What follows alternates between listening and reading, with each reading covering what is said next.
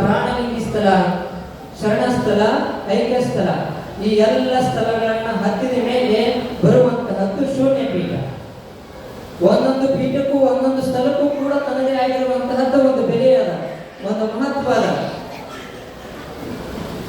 ಈ ಎಲ್ಲ ಪೀಠವನ್ನು ಏರಿದಂತವರಿಗೆ ನಾವು ಏನಂತ ಕರಿತೀವಿ ಅಂತಂದ್ರ ನಿರಂಜನ ಪ್ರಣವ ಸ್ವರೂಪಿ ಅಂತ ಕರಿತೀವಿ. ಮತ್ತೊಂದು ಮತ್ಕಳಲಿಂಗ ಚಕ್ರವರ್ತಿ ಅಂತ ಕರಿತೀವಿ. ಮತ್ತೊಂದು ಏನಂತ ಕರಿತೀವಿ ಅಂತಂದ್ರೆ ಷಡಸ್ಥಳ ಬ್ರಹ್ಮಿ ಅಂತ ಕರಿತೀವಿ. ಇವೆಲ್ಲವನ್ನ ಆಗಲಿಕ್ಕೆ ಏನು ಅಂತಂದ್ರ ಈ ಸ್ಥಳಗಳನ್ನ ಏರ್ತಾ ಏರ್ತಾ ಏರ್ತಾ ಹೋಗ್ಬೇಕು. ಭಕ್ತ ಸ್ಥಳದಲ್ಲಿ ಒಂದಿಷ್ಟು ಆಚರಣೆಗಳು ಬರ್ತಾವ. ಸುಮ್ಮನೆ ಅವನ ಅಲ್ಲಿ ಮೆಟ್ಲು ಖಾಲಿ ತಿಳ್ಕೊಂಡು ಬರ್ದಿರುವ ಅವನ ಅಲ್ಲಿ ಸ್ವಲ್ಪ ಬಳ್ಳಿ ನೋಡಲ್ಲಿ ಕಾಣಿಸುತ್ತೆ. ಭಕ್ತ ಸ್ಥಳ, ಮಹೇಶ್ವರ ಸ್ಥಳ, ಪ್ರಸಾದಿ ಸ್ಥಳ, ಪ್ರಾಣಲಿಂಗಿ ಸ್ಥಳ, ಶರಣ ಸ್ಥಳ, ಐಕ್ಯ ಸ್ಥಳ. ಭಕ್ತನಾಗಿ, ಮಹೇಶ್ವರನಾಗಿ, ಪ್ರಸಾದಿಯಾಗಿ, ಪ್ರಾಣಲಿಂಗಿಯಾಗಿ, ಶರಣನಾಗಿ ಕೊನೆಗೆ ಐಕ್ಯ ಸ್ಥಿತಿಯನ್ನ ಯಾರು ಏರ್ತಾರ ಆ ಐಕ್ಯ ಸ್ಥಳದೊಳಗೆ ಬಂದು ನಿಂತಿರುವಂತಹ ಸಾಧಕನಿಗೆ ಮುಂದೆ ಏನ್ ಕಾಣುತ್ತ ಅಂದ್ರೆ ಶೂನ್ಯ ಕಾಣುತ್ತ. ಅದಕ್ಕ ಅಲ್ಲಮ್ಮ ಪ್ರಭುದೇವರು ಹೇಳಿದ್ರು, ಬಯಲು ಬಯಲನೆ ಬಿತ್ತಿ ಬಯಲು ಬಯಲನೆ ಬೆಳೆದು ಬಯಲು ಬಯಲಾಗಿತ್ತಯ್ಯ ಅಂತ ಹೇಳಿದ್ರು. ಎಲ್ಲವೂ ಕೂಡ ಶೂನ್ಯ. ಶೂನ್ಯ ಅಂದ್ರೆ ಜೀರೋ, ಅಲ್ಲಿ ಏನೂ ಇಲ್ಲ. ಒಂದು ಪೀಠಕ್ಕ ಸ್ವಾಮಿ ಏರ್ಬೇಕು ಅಂತಂದ್ರ ಆ ಮಠದ ಆಸ್ತಿ ಅಂತಸ್ತಿನ ಮೇಲೆ ಕುಂತವನಿಗೆ ಶ್ರೀಮನ್ ನಿರಂಜನ ಪ್ರಣವ ಸ್ವರೂಪಿ ಅಂತ ಕರೆಯಂಗಿಲ್ಲ, ಷಡಸ್ಥಳ ಬ್ರಹ್ಮಿ ಅಂತ ಕರೆಯಂಗಿಲ್ಲ, ಮತ್ ಗಣಲಿಂಗ ಚಕ್ರವರ್ತಿ ಅಂತ ಕರೆಯಂಗಿಲ್ಲ. ಯಾರಿಗೆ ಶ್ರೀಮನ್ ನಿರಂಜನ ಪ್ರಣವ ಸ್ವರೂಪಿ ಅಂತ ಕರೀತಾರ ಅಂತಾರಲ್ಲ, ಯಾರು ನಿರಂಜನ ರಂಜಕ ಅನ್ನುವಂತಹದ್ದಿಲ್ಲ. ರಂಜಕ ಅಂತಂದ್ರ ಕಳಂಕ. ಯಾರು ಕಳಂಕ ರಹಿತರಾದಂಥವ್ರು, ದೋಷ ರಹಿತರಾದಂಥವ್ರಿಗೆ ನಾವು ಏನಂತ ಕರಿತೀವಿ ಅಂತಂದ್ರ ನಿರಂಜನರು ಅಂತ ಕರಿತೀವಿ. ಯಾರು ದೋಷ ರಹಿತರು, ಯಾರು ಕಳಂಕ ರಹಿತರು, ಈ ಕಳಂಕ ರಹಿತವನ್ನ ಮೀರಿ, ದೋಷ ರಹಿತವನ್ನ ಮೀರಿ ಪ್ರಣವ ಸ್ವರೂಪಿ. ಪ್ರಣವ ಸ್ವರೂಪಿ ಅಂತಂದ್ರ ಶಿವನ ತದ್ರೂಪ. ಪ್ರಣವ ಅಂದ್ರೆ ಓಂಕಾರ. ಓಂಕಾರ ಸ್ವರೂಪನಾಗಿರುವಂತವರಿಗೆ ನಾವೇನಂತ ಕರಿತೀವಿ ಅಂತಂದ್ರ ಶ್ರೀಮನ್ ನಿರಂಜನ ಪ್ರಣವ ಸ್ವರೂಪಿ ಅಂತ ಕರಿತೀವಿ.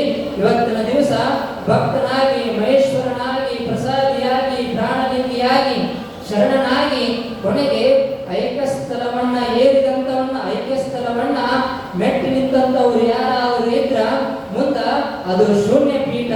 ಆ ಶೂನ್ಯ ಪೀಠವನ್ನ ಏರಿದಂತವ್ರು ಯಾರಾದ್ರು ಇದ್ರ ಶ್ರೀಮನ್ ನಿರಂಜನ ಪ್ರಣವ ಸ್ವರೂಪಿ ಡಾಕ್ಟರ್ ಗುರುಪಾದಲಿಂಗ ಮಹಾಶ್ರೀಗಳು ಅರ್ಥ ಮಾಡ್ತಾರೆ. ಷಡಸ್ಥಳ ಬ್ರಹ್ಮಿಗೆ ಷಡಸ್ಥಳವನ್ನ ಅರಿತಂತವರು, ಅಂತವರಿಗೆ ನಾವು ಷಡಸ್ಥಳ ಬ್ರಹ್ಮಗಳಂತ ಕರಿತೀವಿ. ಇಷ್ಟೆಲ್ಲವನ್ನ ಯಾವ ಧರ್ಮದೊಳಗೆ ಕಾಣ್ತೀವಿ ಅಂದ್ರ ನಾವು ವೀರಶೈವ ಧರ್ಮದೊಳಗೆ ಕಾಣ್ತೀವಿ. ಇಷ್ಟೆಲ್ಲ ಆಚರಣೆಗಳು, ಇಷ್ಟೆಲ್ಲ ಕ್ರಿಯೆಗಳು ಇರುವಂತಹದ್ದು ಮಠಮಾನ್ಯಗಳೊಳಗೆ ಮಾತ್ರ ಅನ್ನುವಂಥದ್ದನ್ನ ತಾವೆಲ್ಲರೂ ಕೂಡ ಅರ್ಥ ಮಾಡ್ಕೋಬೇಕು. ಅಂತಹ ಗಣಪೀಠವನ್ನ, ಶೂನ್ಯ ಪೀಠವನ್ನ ಮೊಟ್ಟ ಮೊದಲ ಬಾರಿಗೆ ಜಗತ್ತಿನೊಳಗ ಮೊಟ್ಟ ಮೊದಲ ಬಾರಿಗೆ ಶೂನ್ಯ ಪೀಠವನ್ನ, ಈ ಸಿದ್ಧಾಂತವನ್ನ ಜಗತ್ತಿಗೆ ಕೊಟ್ಟಂತವ್ರು ಯಾರಾದರೂ ಇದ್ರ ಅದು ವಿಶ್ವಗುರು ಬಸವಣ್ಣನವರು. ಆ ಶೂನ್ಯ ಪೀಠದ ಮೊದಲ ಪೀಠಾಧಿಪತಿಗಳು ಯಾರಾದರೂ ಇದ್ರ ಅದು ಮಗನಾದಿ ಅಲ್ಲಮ ಪ್ರಭುಗಳು ಅನ್ನುವಂತಹದ್ದನ್ನ ನಾವೆಲ್ಲರೂ ಕೂಡ ಅರ್ಥ ಮಾಡ್ಕೋಬೇಕು. ಆ ಅಲ್ಲಮ ಪ್ರಭುಗಳ ಏರಿರುವಂತಹ ಪೀಠ ಶೂನ್ಯ ಪೀಠ. ಆ ಶೂನ್ಯ ಪೀಠ ವಿರಕ್ತ ಪರಂಪರೆಯೊಳಗ ಬಹಳ ದೊಡ್ಡ ಪೀಠ, ಬಹಳ ಪವಿತ್ರವಾಗಿರುವಂತಹ ಪೀಠ ಅಂದ್ರ ಅದು ಶೂನ್ಯ ಪೀಠ. ಆ ಶೂನ್ಯ ಪೀಠದ ಗಣ ಪರಂಪರೆಯನ್ನ ಈ ನಾಡಿಗೆ, ಈ ಸಮಾಜಕ್ಕೆ ಕೊಟ್ಟಿರುವಂತಹದ್ದಂದ್ರ 12ನೇ ಶತಮಾನದ ಬಸವಾದಿ ಅಲ್ಲಮ ಪ್ರಮತರು ಅನ್ನುವಂತಹದ್ದನ್ನ ನಾವು ನೀವು ಕೂಡ ಮರಿಬಾರದು. ಅಂತಹ ಗಣ ಪರಂಪರೆಯನ್ನ 12ನೇ ಶತಮಾನದೊಳಗ ಆ ಶೂನ್ಯ ಪೀಠದ ಅಧಿಕಾರಿಯಾಗಿ ಇಡೀ 1,84,000 ಅಮರಗಣಗಳನ್ನ, ಶರಣರನ್ನ ಕೂಡಿಕೊಂಡು ಒಂದು ಬಹಳ ದೊಡ್ಡ ಸಭೆ ನಡೀತಾ ಇತ್ತು. ಆ ಸಭೆಯ ಪೀಠಾಧ್ಯಕ್ಷರು ಅಲ್ಲಮ ಪ್ರಭುದೇವರಾಗಿದ್ರು. ಅದಾದ ನಂತರ 12ನೇ ಶತಮಾನದೊಳಗ ಅಂಧಕಾರದೊಳಗೆ ಮುಳುಗಿರುವಂತಹ ಸಮಾಜವನ್ನ ಬಡಿದೆಬ್ಬಿಸಿದಂತವರು ಯಾರಾದರೂ ಇದ್ರ ಅದು ಬಸವಾದಿ ಅಲ್ಲಮ ಪ್ರಮತರು. ಅದಾದ ನಂತರ 12ನೇ ಶತಮಾನದೊಳಗ ಕಲ್ಯಾಣದ ಕ್ರಾಂತಿಯಾದ ನಂತರ ಮತ್ತೆ ಸಮಾಜ ಅನ್ನುವಂತಹದ್ದು ಅಂಧಕಾರದೊಳಗೆ ಹೋಯಿತು.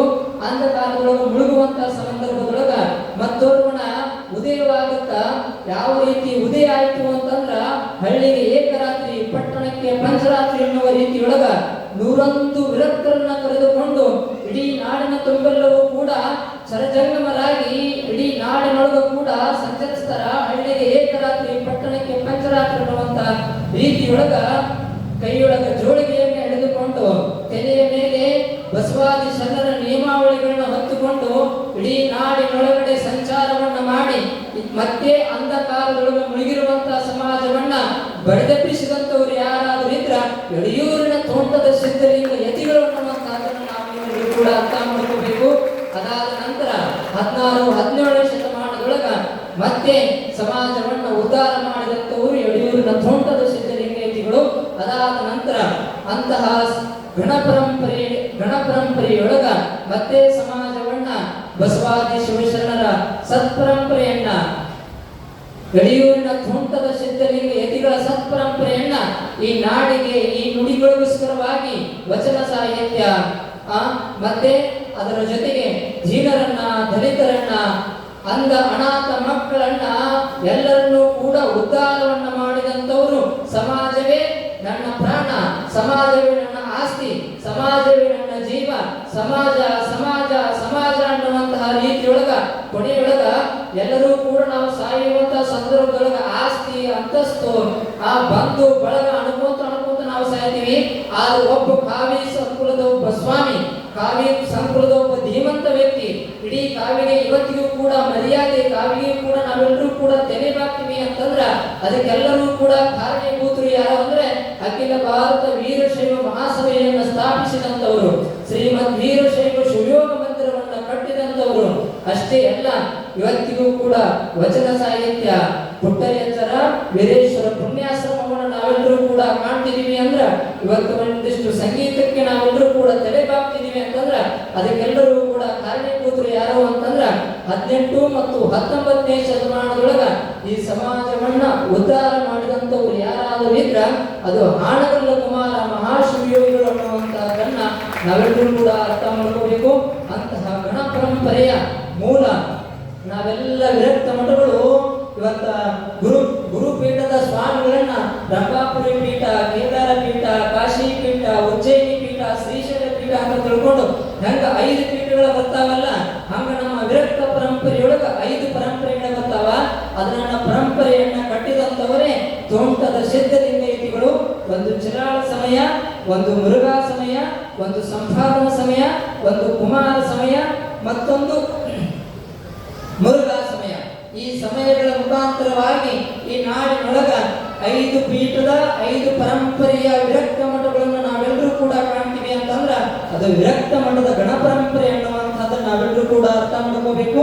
ನಮ್ಮೆಲ್ಲರ ಗಣ ಪರಂಪರೆಯ ಮೂಲ ರೂವಾರಿಗಳಾಗಿ ಇವತ್ತು ಶೂನ್ಯ ಪೀಠವನ್ನು ಏರ್ತಾ ಇದ್ದಾರ. ಶೂನ್ಯ ಪೀಠ ಅಂತಂದ್ರ ಕೇವಲ ಆ ಮಠದ ಒಂದು ಆಸ್ತಿ ಅಂತಸ್ತಿನ ಮೇಲೆ ಏರುವಂತಹ ಪೀಠ ಅಲ್ಲ. ಕೇವಲ ಆಸ್ತಿ ಅಂತಸ್ತು ಹಣ ಇದಕ್ಕೆ ಮಾತ್ರ ಈ ಪೀಠ ಸೀಮಿತ ಅಲ್ಲ. ಸ್ವಾಮಿ ಅಂದ್ರ ಮಠದ ಒಡೆಯನಲ್ಲ, ಸಮಾಜದ ನಿಷ್ಠಾವಂತ ಸೇವಕ. ನಿಷ್ಠಾವಂತ ಸೇವಕನಾಗಿ ಕೇವಲ ಮಠದೊಳಗ ಕೂತ್ಕೊಂಡು ಆರಾಮಾಗಿ ಊಟವನ್ನ ಮಾಡಿ ಆರಾಮಾಗಿ ಮಲ್ಕೊಳ್ಳುವಂತವನು ಸ್ವಾಮಿ ಅಲ್ಲ. ಪ್ರತಿ ತನ್ನ ಜೀವನದ ಕೊನೆಯ ಹಂತದವರೆಗೂ ಕೂಡ ಸಮಾಜಕ್ಕಾಗಿ ದುಡಿಬೇಕು, ಸಮಾಜವನ್ನ ಉದ್ಧಾರ ಮಾಡಬೇಕು. ಕೈಯೊಳಗ ಅಜ್ಜರು ಕೈಯೊಳಗ ಯಾವತ್ತಿಗೂ ಕೂಡ ಬೆತ್ತ ಇರುತ್ತ. ಬೆತ್ತ ಯಾರು ಕೊಡ್ತಾರ ಅಂತಂದ್ರ ಅವ್ರು ಎಡವಬಾರದು ಅಂತ ಬೆತ್ತ ಕೊಡಂಗಿಲ್ಲ. ಸಮಾಜ ಯಾವತ್ತೂ ಕೂಡ ಎಡವಬಾರದು, ಸಮಾಜ ಯಾವತ್ತೂ ಕೂಡ ಅಂಧಕಾರದೊಳಗಿರಬಾರದು. ಯಾವಾಗ ಸಮಾಜ ಅಂಧಕಾರದೊಳಗೆ ಹೋಗುತ್ತಾ, ಸಮಾಜ ಯಾವಾಗ ಎಡವುತ್ತಾ ಅವಾಗ ಸ್ವಾಮಿ ಕೈಯಾಗಿ ಬೆತ್ತ ಕೊಟ್ಟಿರ್ತಾರೆ. ಯಾಕೆ ಬೆತ್ತ ಕೊಡ್ತಾರ ಅಂತಂದ್ರ ಯಾರು ತಪ್ಪ ಹಾದಿಯೊಳಗೆ ನಡೀತಾರ ಅವರಿಗೆ ಬೆತ್ತದಿಂದ ಆಶೀರ್ವಾದವನ್ನು ಮಾಡಬೇಕು. ಯಾವಾಗ ಸಮಾಜ ಕೆಟ್ಟ ಹಾದಿಯೊಳಗೆ ನಡೀತದಲ್ಲ ಅವಾಗ ಆ ಬೆತ್ತದಿಂದ ಆಶೀರ್ವಾದವನ್ನ ಮಾಡಿ ಸಮಾಜವನ್ನ ಒಳ್ಳೆಯ ದಾರಿಯನ್ನು ನಡಿಬೇಕು ಅಂತ ತಿಳ್ಕೊಂಡು ಎಲ್ಲಾ ಸ್ವಾಮಿಗಳು ಕೈಯಾಗಿ ಬೆತ್ತ ಇಡ್ತಾರೆ. ಯಾರು ಬೆತ್ತ ಹಿಡಿತಾರಲ್ಲ ಅವರು ನಿಜವಾದಂತ ಸ್ವಾಮಿ. ಮತ್ತು ಬೆತ್ತ ಇಡ್ಲಾದ ಸ್ವಾಮಿ ಆ ಗಾಂಭೀರ್ಯ ಎಲ್ಲರ ಕಡೆನೂ ಕಾಣಕ್ ಸಾಧ್ಯ ಇಲ್ಲ. ಎಲ್ಲಾದ್ರೂ ನಾವು ಕಾಣಬೇಕು ಅಂತಂದ್ರ ನಾವೆಲ್ಲಿ ಕಾಣ್ತೀವಿ ಅಂತಂದ್ರ ಅದು ಗುರುಪಾದಲಿಂಗ ಮಹಾಶಿವಗಳ ಹತ್ರ ನಾವು ಮಾತ್ರ ಕಾಣ್ತೀವಿ. ಇವತ್ತ ಸಮಾಜಕ್ಕಾಗಿ ಅವ್ರು ನೋಡಿ ಅನುಷ್ಠಾನವನ್ನ ಮಾಡ್ತಾರ. ಸ್ವಾಮಿ ಅಂತಂದ್ರ ಒಂದು ಕೈಯೊಳಗ ಲಿಂಗವನ್ನ ಹಿಡಿದು ತನ್ನ ಅಂತರಂಗ ಶುದ್ಧಿಯನ್ನು ಮಾಡಬೇಕು. ಅನುಷ್ಠಾನ ಜಪ ತಪವನ್ನು ಮಾಡಿಕೊಂಡು ಅಂತರಂಗ ಶುದ್ಧಿಯನ್ನು ಮಾಡಬೇಕು. ಮತ್ತೊಂದು ಕಡೆ ಸಮಾಜವನ್ನ ಉದ್ಧಾರ ಮಾಡುವಂತಹದ್ದು. ಒಂದು ಕಡೆ ಅನುಷ್ಠಾನ ಜಪ ತಪ ಮಾಡುವ ಮುಖಾಂತರವಾಗಿ ತೊಟ್ಟೊಳಗಿರುವಂತಹ ಅಂತರಂಗದ ಶುದ್ಧಿಯನ್ನು ಮಾಡಿಕೊಳ್ಳುವುದು. ಯಾವಾಗ ಸ್ವಾಮೀಜಿಗೆ ತಾಕತ್ತು ಬರುತ್ತಂತಂದ್ರ ಹೋಳಿಗೆ ಉಂಡ ಮ್ಯಾಗ ಊಟ ಮಾಡುವ ತಾಕತ್ತು ಬರಂಗಿಲ್ಲ. ಸ್ವಾಮಿಗಳಿಗೆ ನಿಜವಾದ ತಾಕತ್ತು ಯಾವುದು ಅಂತಂದ್ರ ಇಷ್ಟಲಿಂಗ. ನಾನು ಈ ಇಷ್ಟಲಿಂಗ, ನಾನು ಬೇರೆ ಅಲ್ಲ, ಲಿಂಗ ಬೇರೆ ಅಲ್ಲ, ನಾನು ಎಲ್ಲವೂ ಕೂಡ ಒಂದೇ, ಗುರು ಒಂದೇ, ಲಿಂಗ ಒಂದೇ, ಜನ್ಮ ಒಂದೇ. ಇವು ಎಲ್ಲವೂ ಕೂಡ ಯಾರೊಳಗಿರ್ತಾನ ಅಂತಂದ್ರೆ ಅದು ಸ್ವಾಮಿಯೊಳಗಿರ್ತಾನ, ಸ್ವಾಮಿತ್ವದೊಳಗಿರ್ತಾನ. ಅವಾಗ ಮಾತ್ರ ಅದು ಅಂತರಂಗ ಶುದ್ಧಿ ಆಗುತ್ತ.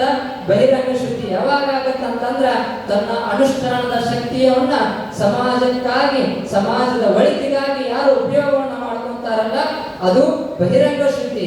ಇವತ್ತ ನಮ್ಮ ನಿಮ್ಮೆಲ್ಲರ ಪುಣ್ಯ ಎಂತದಪ್ಪ ಅಂತಂದ್ರ ಕೇವಲ ಒಬ್ಬ ಸ್ವಾಮಿಯನ್ನ ಮಠದೊಳಗಿದ್ದುಕೊಂಡು ಆರಾಮ ಊಟ ಮಾಡುವಂತ ಸ್ವಾಮಿಯನ್ನ ನಾವು ಕಂಡಿಲ್ಲ.